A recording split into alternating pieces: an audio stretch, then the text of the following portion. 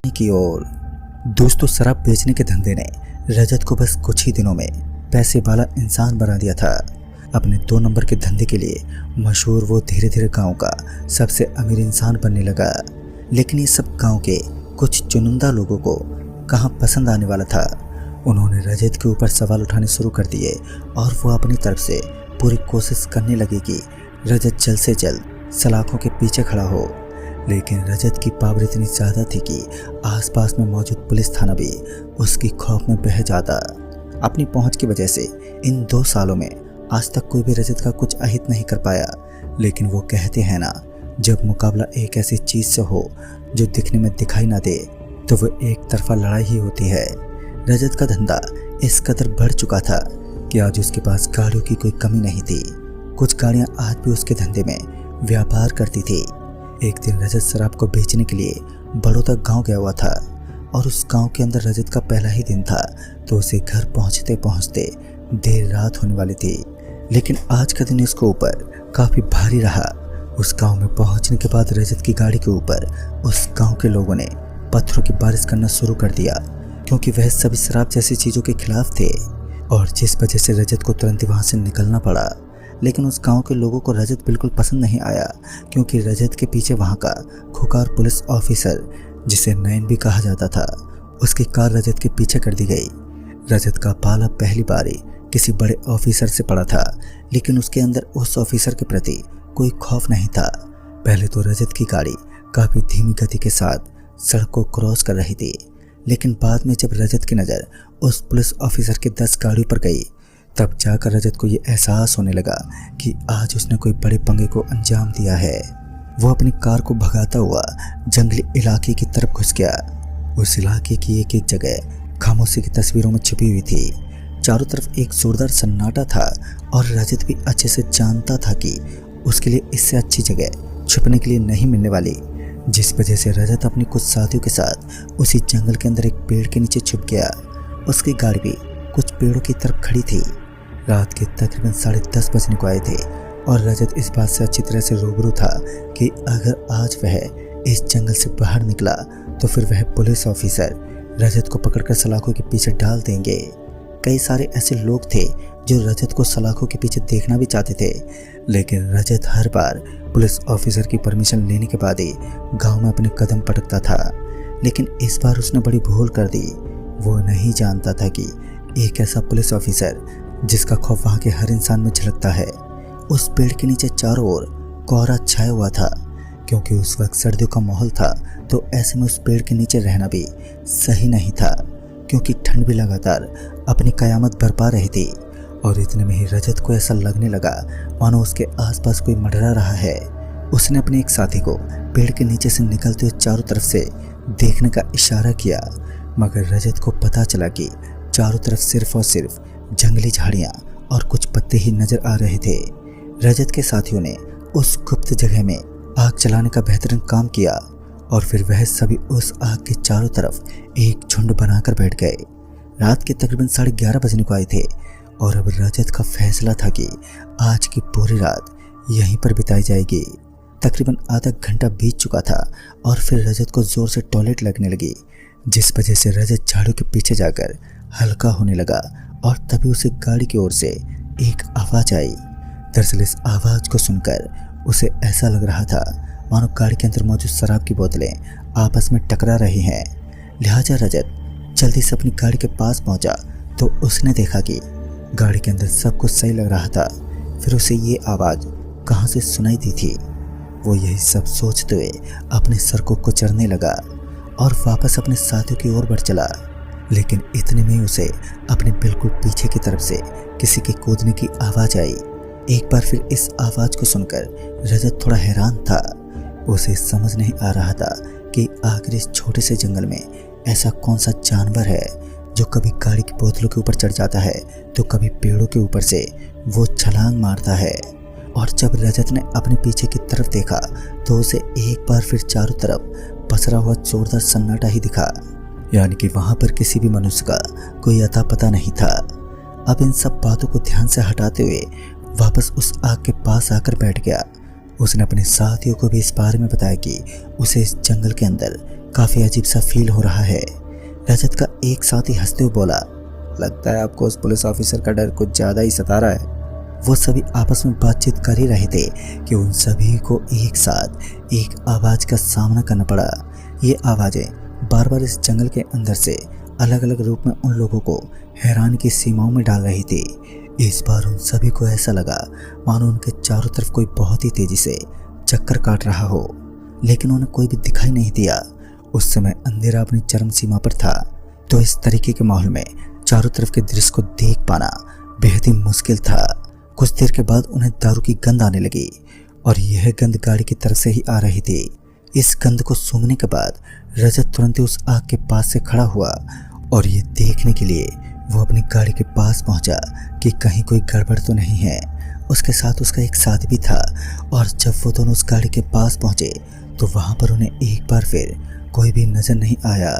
लेकिन अब की बार वो गाड़ी अपने आप ही जोर शोर से हिल रही थी और गाड़ी को इस तरह हिलता देख रजत भी एक पल के लिए समझ ही नहीं पाया।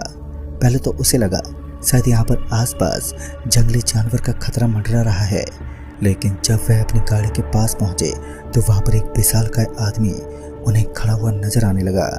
देखने में उस आदमी की उम्र तकरीबन 40 के आसपास की लग रही थी। तभी रजत धीमे स्वर में बोलते हुए कहने लगा, अरे भाई साहब, आप इस गाड़ी को इस तरह से क्यों हिला रहे हो और इतनी रात को आप इस जंगल में और इस इलाके में क्या कर रहे हैं?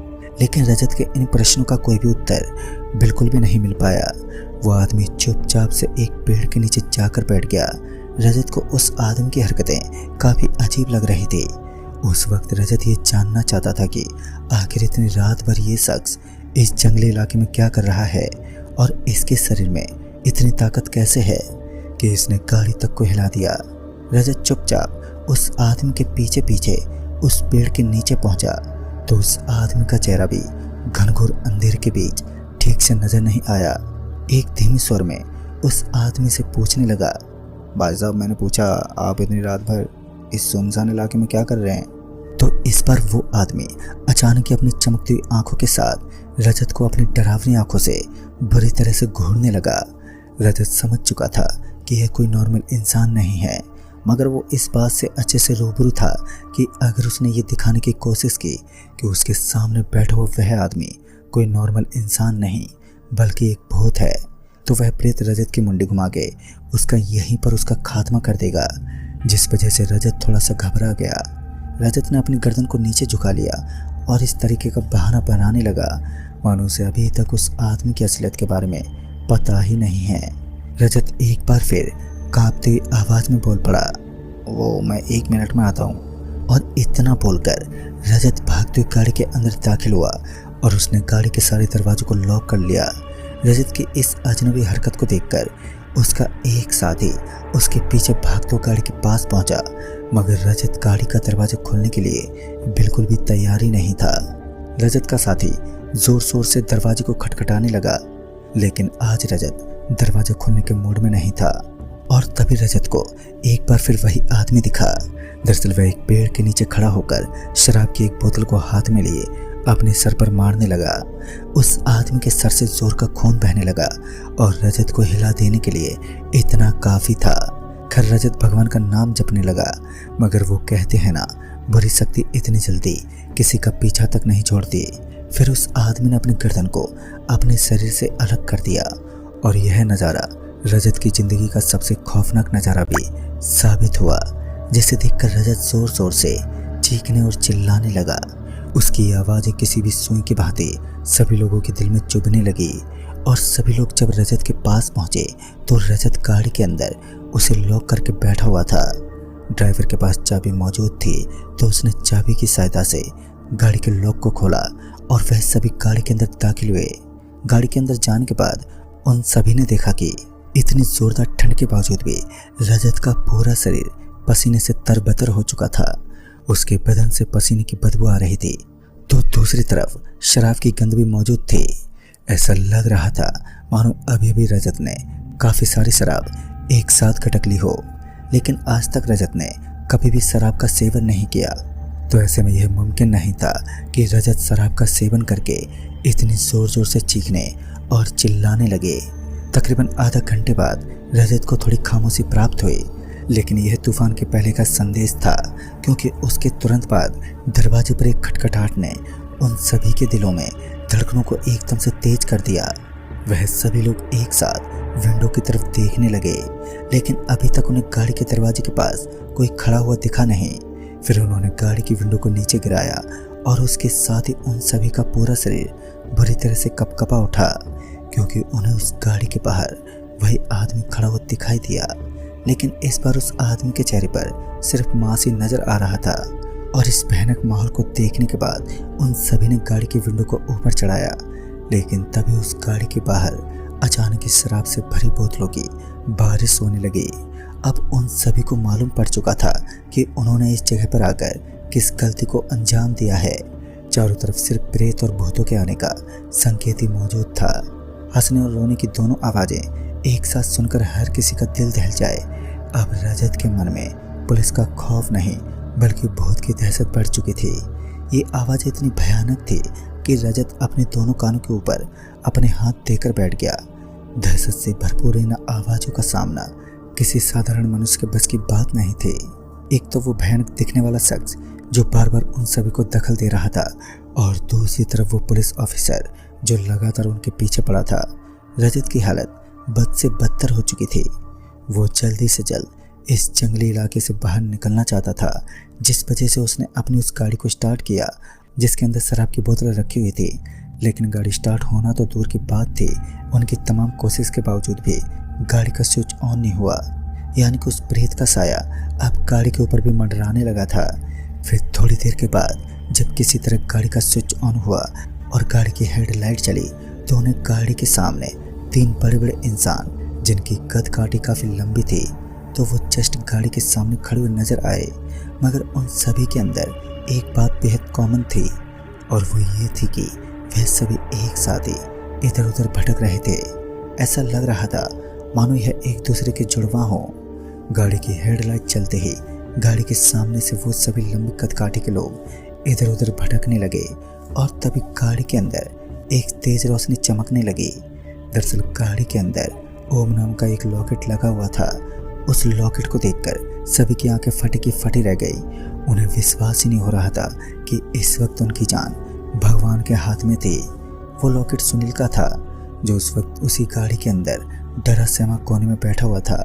अपने लॉकेट के इस चमत्कार को देखकर सुनील भी हैरान था, मगर वह जल्दी से भगवान का नाम जपने लगा, और उस समय उसकी किस्मत ने उनका साथ देना शुरू कर दिया। दरअसल गाड़ी भी चलना स्टार्ट हो गई, और फिर वह सभी फटाफट वहां से निकल गए, और फिर रजत को वहां से पुलिस ऑफिसर के द्वारा गिरफ्तार कर लिया गया। बाद में रजत की तो जमानत हो गई, लेकिन इस घटना ने रजत के दिल में कयामत की एक आंधी को जन्म दिया। और दोस्तों, आज भी उस घटना को याद करने के बाद रजत पूरी तरीके से दहल जाता है। तो दोस्तों, इस कहानी में बस इतना ही। तब तक के लिए bye and take care. Tragedy सिर्फ मूवीज में अच्छी